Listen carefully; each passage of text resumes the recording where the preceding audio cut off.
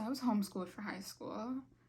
That was not the original plan, but I kind of pulled up on the first day of high school in person because I started in person. I realized going to school every day, taking the SATs, it wasn't really my calling. I knew that I was destined for something much easier, and not that at all. When I realized I did not want to be in person school anymore, dropping out was not an option. Not just because my parents are immigrants and they left everything that they've ever known, came to a completely foreign land solely for me to have the opportunity to fail organic chemistry, but also because I come from way too much suburbia for me to have a dropping out of high school background story. So I knew I had to stay in school. Since I did need to have an education, I picked the less strenuous option. I use the word strenuous, I did learn something, of homeschooling. I think there's a stereotype about homeschooled kids that we're all really weird and we're like these nerds that were breastfed until we were 9.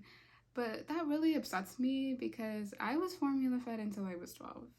So that stereotype is not accurate. I did ultimately end up being able to convince my parents to let me be homeschooled. So for the next like 3.5 years of high school, I was homeschooled. I had no friends to hang out with, no football games to scream my head off at, no one to go learn how to drive with. I had none of the things that makes being a kid enjoyable. It was amazing. I was 14 years old and fully retired. Every single day, I woke up, I ate ice cream, I went on walks, I watched my shows. Life was completely chill. I'd walk around my neighborhood, I knew all the elderly folks around, be like, hey Evelyn, how's the hip? Winter break would roll around and all the kids that live in my neighborhood would be like skateboarding around and I would like call HOA because that's absolutely ridiculous. There's no need for them to be in the middle of the road like that because these days are insane. The only hard part of being homeschooled was the no friends situation. That really didn't bother me until I went to go see Oppenheimer in theaters alone at 2 p.m. on a Wednesday. It wasn't bad. The theater was full. Everyone in there was 40 and drunk.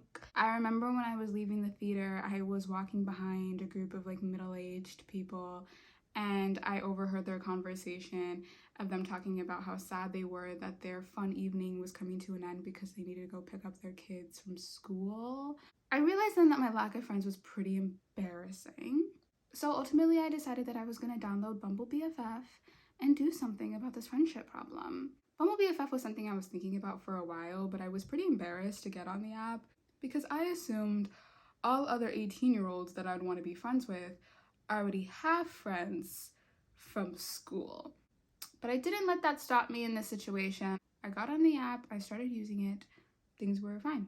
Eventually, after I made my profile and started swiping on people, the app told me that it had gotten a feel for what it is I'm into and it was going to curate the people that it shows me to match what I seem to be interested in friendship.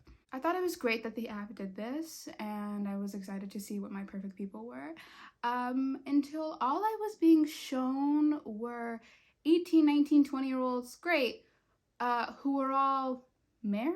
I didn't know that was a thing. Their bios would literally be, I need some girlfriends for when my husband is away at work.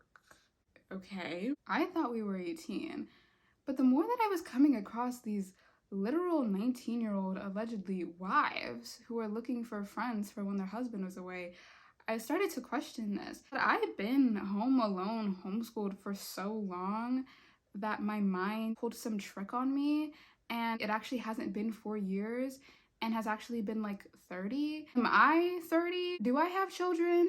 Am I married? How much time has really passed? The amount of people on this app that were 19 with a husband was insane. Once I got past the wives on the platform, I started getting into the rest of the people that were available and I realized that I am pretty picky. Obviously no wives, no vapors, because when I'm pouring out my life story, I don't want you blowing watermelon cherry air in my face. And only people that lived more than 30 miles away from me, which I know seems counterintuitive, but I thought that I needed to have an out in case things started to go well. So if they're like, okay, cool, let's meet. And I'm like, I don't really want to do that, but I don't want to be mean. I can just say, you're too far. I'm a genius, actually. So once I had worked through all of my filters and everybody that I was interested in and not, I had about 11 people left, which is great. That's 11 more than I started with. I think one of the hardest things about meeting people online is the barrier of that initial conversation. Everybody always talks about how they hate small talk and they hate those just initial boring questions. So I thought that I would get out ahead of that by opening up my conversations with list to me all of your significant traumas in chronological or alphabetical order, whichever you choose. And I thought that this would be great for a lot of reasons. A, opens up a deep conversation. B, it lets me know of any potential personality issues that could come up in the friendship. No one so far has answered this question, but I do think it's going to be really effective, and you're open to using this if you decide to use Bumble BFF as well. So far on the app, I'm having a great time. There is something a little bit odd about kind of needing to decide whether or not you think somebody is a good person based off of a few photos. But I realize with the way that I judge people in real life, I'm kind of already doing that. I think that this is what I was born to do.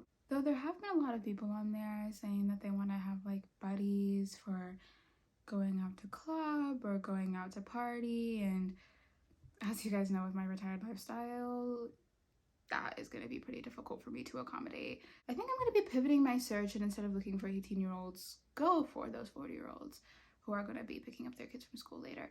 I just think we're going to have more in common, so I think I'm going to start pivoting my search for those kind of folks, and I'll let you know what happens. But yeah, I've been enjoying my time on the platform. I'm happy to be using it, and I'll let you guys know how things go for me.